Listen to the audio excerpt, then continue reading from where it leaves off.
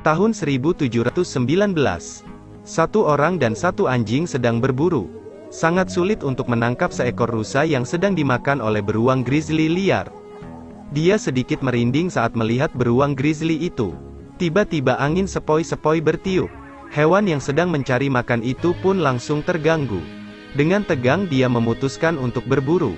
Saat dia menarik busurnya bersiap untuk menembak, tali busur tiba-tiba terbang keluar. Suara ini segera menarik perhatian beruang grizzly. Dia segera berbaring dan kencangkan tali busur. Pada saat yang sama, binatang itu berlari ke dasar tebing, dan melihat ke kiri dan ke kanan.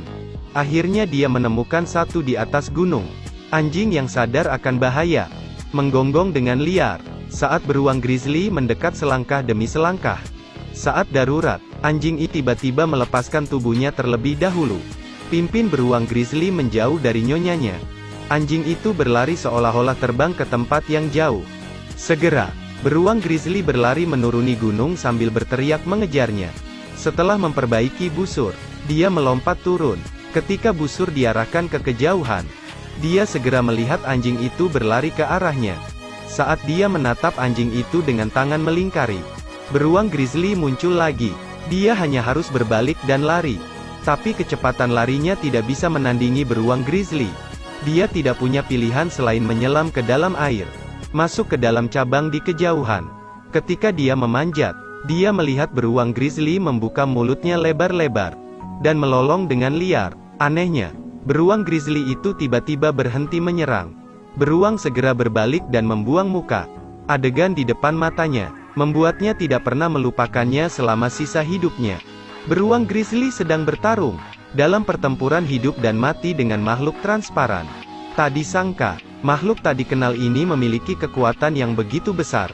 Dia melempar beruang grizzly sejauh puluhan meter, membuat Naru melebarkan matanya karena terkejut. Beruang grizzly setelah bangun, dia mengerahkan seluruh kekuatannya untuk menggigit makhluk transparan itu sampai mati. Kemudian mengeluarkan raungan marah. Melihat adegan ini, bahkan sedikit melegakan.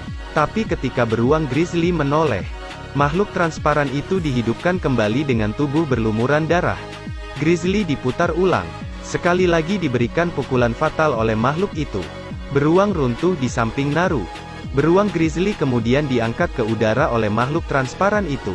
Setelah membuka mulutnya lebar-lebar, makhluk itu segera bermandikan darah segar beruang grizzly. Waspada jika tidak berlari, maka orang berikutnya yang bermasalah adalah Naru. Dia menyelam ke dalam air dan berenang jauh. Setelah membuang grizzly, makhluk transparan itu muncul kembali.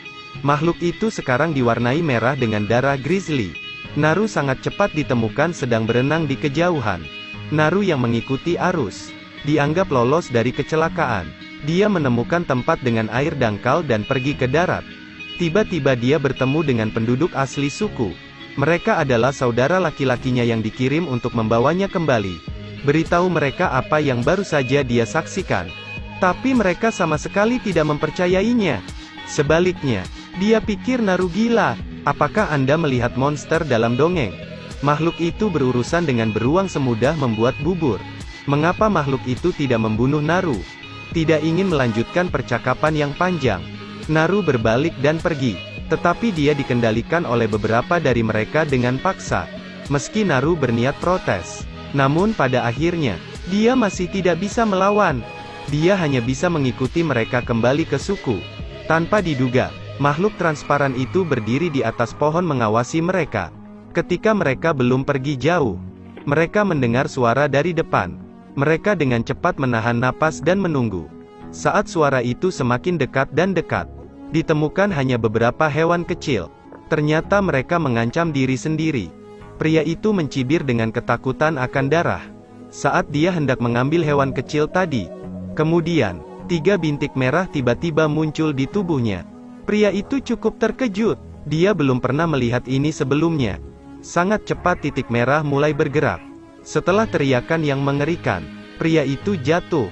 Sambil memulihkan senjatanya, tiba-tiba, tembakan busur dan anak panah dari kejauhan menembus lengannya. Segera membuat dia terjatuh. Mereka dengan marah berteriak pada pria primordial itu. Dalam bentuk yang menakutkan, yang benar-benar membuat orang bergidik. Tapi dua orang lainnya tidak takut sama sekali. Mereka melompati batang pohon besar, dan dengan berani bergerak maju, hadapi monster yang bisa menjadi tidak terlihat. Pria itu juga menggunakan teriakannya untuk memperkuat keberaniannya. Dia dan makhluk transparan bertarung tatap muka. Rekan satu tim menyelinap menyerang dari belakang. Setelah bereaksi, dia melemparnya beberapa meter jauhnya. Pada saat ini, makhluk itu mengambil pedang dari belakang. Manusia tidak bisa melawan. Dia memotong tangan pria itu tepat di depannya. Rekan satu timnya melompat untuk menyelinap ke arahnya lagi.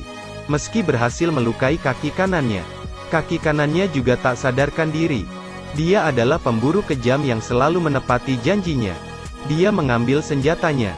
Pedang itu jatuh ke orang dengan cepat, membuatnya mati. Lalu dia menoleh untuk melihat. Naru melarikan diri. Dia tidak terburu-buru untuk mengejar. Pertama-tama, aktifkan mode siluman, karena bukan hal yang berbahaya. Saat berlari ke medan yang tinggi, dia bertemu temannya secara kebetulan. Ketika mereka akan menyergap, mereka sudah ditemukan. Segera orang lain bersiap untuk menyerang. Naru duduk di sebelah merasa gelisah. Tiba-tiba, 3 bintik merah muncul di kepalanya. Naru dengan cepat menariknya menjauh. Untungnya dia dapat menghindari serangan brutal. Mengetahui lokasi mereka telah terungkap, keduanya segera bangkit dan melarikan diri. Di padang rumput besar ini, makhluk transparan bergerak secepat angin seperti hantu. Setelah menangkap pria itu, hanya menyisakan genangan darah segar. Naru berlari lebih cepat ke depan. Kepalanya tidak melihat ke belakang. Makhluk gaib tepat di belakangnya. Tiba-tiba Naru tersandung. Dia menginjak perangkap binatang besar. Naru mengangkat kepalanya. Dia melihat makhluk transparan sembunyi-sembunyi. Tapi dia hanya mengangkat rantai. Dan kemudian dengan lembut meletakkannya. Tidak mengambil tindakan. Setelah menoleh, Naru melihat 4 pria dengan senjata mendekatinya. Dia baru saja jatuh ke tangan perampok. Ketika dia bangun, dia menemukan dirinya dan saudaranya diikat di pohon. Dia melihat sekeliling. Gurun dipenuhi dengan makam dan tanah. Bahkan tidak ada sehelai rumput pun. Baru sekarang dia sadar, para bandit menggunakannya sebagai umpan. Beberapa dari mereka sedang menunggang kuda, menunggu untuk memulai. Ketika seseorang menggunakan teleskop, kemudian orang di belakang tiba-tiba berubah menjadi 2 bagian. Situasi tak terduga menyebabkan kuda panik dan melarikan diri. Baru sekarang mereka berdua menyadari ketidakstabilan. Tanpa diduga, sesuatu meretas mereka. Salah satu dari mereka berlari dengan panik ke arah pohon. Tetapi panah tajam di belakangnya menembus pohon. Saat itu, angin kencang muncul. Di bawah badai pasir yang berkabut, perwujudan sosok terlihat. Seperangkat cakar hitam gelap terlihat sangat menakutkan. Ketika dia mendekat, dia tidak sengaja menginjak jebakan. Rasa sakitnya sangat menyakitkan, sehingga terdengar seperti keributan. Bandit di samping tiba-tiba berdiri dan menarik rantai, menyebabkan dia segera berguling ke tanah. Kemudian mereka melempar jala untuk menangkapnya. Saat pemburu itu memutar senjatanya, sebuah titik tajam menembus kepalanya. Serangan balik cepat. Perangkap manusia pada dasarnya adalah lelucon baginya. Dia menggunakan tangan kanannya untuk melempar jaring dan menjebak pria itu. Orang ini tiba-tiba berdamai dengan batang pohon kering di belakang. Dia menarik senjatanya lagi. Dengan sangat cepat, dia memecahkan perangkap binatang di bawah kakinya. Urutan tindakan ini seperti dewa besar yang menginjakkan kaki di desa ayam yang remang-remang. Jentikan jari dan kaki menyelesaikan semua masalah. Tiba-tiba dia berbalik dan membuka perisai. Digunakan untuk memblokir serangan peluru. Selama pengisian ulang manusia, dia tersenyum nakal. Beberapa pemburu meninggalkan tanah dengan tergesa-gesa. Salah satu dari mereka juga memiliki rasa khusus dari perisai besi. Dia berjalan mendekati pria itu. Setelah pria itu melepaskan tembakan, peluru memantul dari perisainya dan mengenai kepalanya. Pada saat yang sama, kali ini, dia dan saudaranya menggunakan perangkap binatang. Dia dengan nyaman melepas tali. Peluru semakin besar dan besar. Setelah melawan badai peluru, tanpa diduga, dia meluncurkan senjata rahasia di sisi kiri. Dia melompat di pohon seperti monyet. Hindari para bandit. Tunggu sampai dia pergi. Orang-orang lainnya melihat sesuatu yang aneh di tanah. Saat mereka penasaran, 3 bola terbang ke udara. Setelah beberapa putaran cepat, langsung meledakkan area tanah.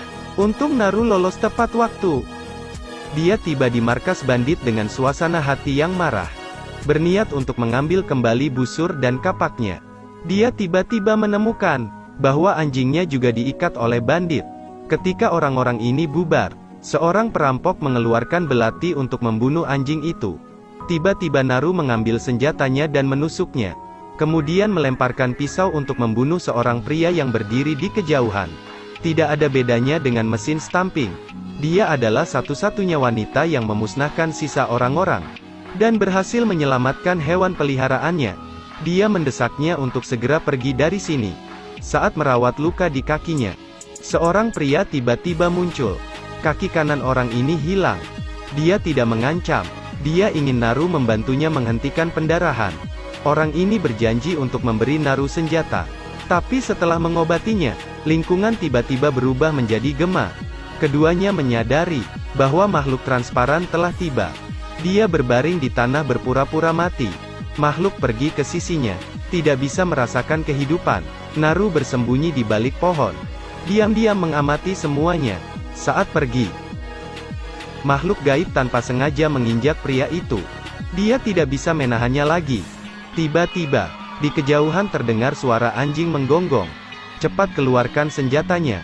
Secara bersamaan memulai penglihatan laser. Targetkan anjing itu. Saat mengarahkan senjatanya ke anjing lucu, tiba-tiba, saudaranya yang menunggang kuda muncul tepat waktu.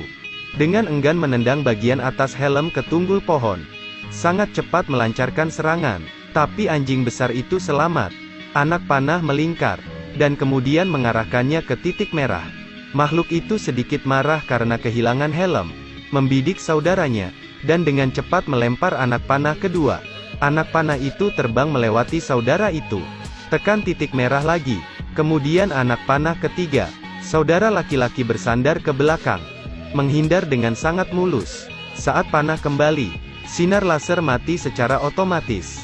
Setelah memejamkan mata, sebuah pemikiran berani muncul di kepalanya. Angkat topi dari tanah. Pasang kembali di kepalanya. Ketika saudaranya menembakkan panah, dia diblokir oleh perisainya. Tiba-tiba, Naru mengangkat senjatanya untuk menyelinap menyerangnya. Setelah menarik pelatuknya, dia menyadari tidak ada peluru. Dia hanya bisa meneriakkan teriakan yang membuyarkan perhatian makhluk itu. Dia naik untuk menikam pedang itu langsung ke dadanya, sampai dia pingsan, tapi tidak sakit sama sekali. Dia langsung mencabut pedangnya. Luka pada tubuhnya tidak berpengaruh. Ketika saudaranya hendak menyerang lagi, dia menyalakan mode siluman, dan menghilang sepenuhnya. Saudaranya menarik tali busur dan pedangnya. Dengan jejak angin dingin yang tiba-tiba bertiup, saudara itu menyadari situasi yang tidak pasti. Makhluk itu dengan cepat menghunus pedangnya ke dada saudaranya. Saat dia akan mendekat, saudaranya mengerahkan seluruh kekuatannya untuk menusuk kakinya. Tidak ada keributan. Segera habisi dia. Saudara laki-laki itu menggunakan nyawanya agar Naru bisa melarikan diri. Dia pergi ke sungai untuk mencuci noda darah di tubuhnya. Dia sangat sedih karena kehilangan orang yang dicintai. Suasana hati yang tertekan tidak dapat dipulihkan. Untungnya, anjing itu tetap bersamanya. Sambil istirahat, Naru kebetulan melihat seorang bandit yang menculiknya. Dia menjatuhkannya dengan batu dari belakang. Hukum buah tidak menyayangkan siapapun. Kali ini, giliran perampok yang menjadi umpan. Makhluk gaib sangat cepat mengendus yang datang. Dia datang di depannya, tidak bertele-tele, dan langsung membunuhnya. Tiba-tiba, muncul di belakangnya. Setelah secara akurat membidik bagian belakang leher, dia menarik pelatuknya. Dalam sekejap mata, dia mengambil helmnya. Kali ini, dia benar-benar marah karena mencari topinya. Melangkah ke dalam perangkap. Sekarang penyergapan di pohon. Tunggu waktu berikutnya. Lari cepat. Jatuh dari langit. Tunggangi kepalanya dan tebas dengan liar. Langsung terlempar ke kejauhan. Ketika dia mengeluarkan senjatanya untuk mengambil nyawa anjing itu, tiba-tiba dia muncul untuk menyelamatkan nyawanya lagi. Ambil kesempatan yang diciptakan anjing. Cepat lari ke depan. Menerkam seperti kilat, menggunakan terlalu banyak kekuatan untuk menjepit pohon dengan tangan kanannya. sangat cepat menyerang, memotong lengan kanannya. Tiba-tiba kehilangan lengannya, menyebabkan kepanikan yang luar biasa. Dia mengayunkan perisainya dengan liar untuk membunuh Naru. Ketika Naru hampir tidak bisa melawan, dia tiba-tiba mematahkan taringnya dan menikam wajahnya. Kemudian sebuah teriakan terdengar. Dengan kerjasama anjing, serang betisnya dengan bilah kapak. Kemudian dia naik di atas kepalanya dan mengikatkan tali di lehernya. Ketika dia terlempar, dia langsung merentangkan tali, terseret ke rawa. Setelah menghilang, semuanya kembali tenang. Tapi ketahuilah bahwa ini belum berakhir. Benar saja, makhluk itu perlahan muncul dari rawa. Melihat ke depannya, dia mengeluarkan senjatanya dari belakang. Momen ini sudah lama berlalu. Ketika dia meluncurkan anak panah, nasibnya sudah ditentukan sebelumnya. Dia tidak menyangka laser akan mengenai kepalanya. Setelah berkeliling, membawa dirinya keluar dari dunia. Kali ini, dia tidak bisa kembali. Berteriaklah dengan gembira. Dia membawa kepalanya kembali ke suku. Pengalaman magis yang telah menjadi legenda suku. Tentu saja, dedikasi anjing tidak perlu dipertanyakan lagi.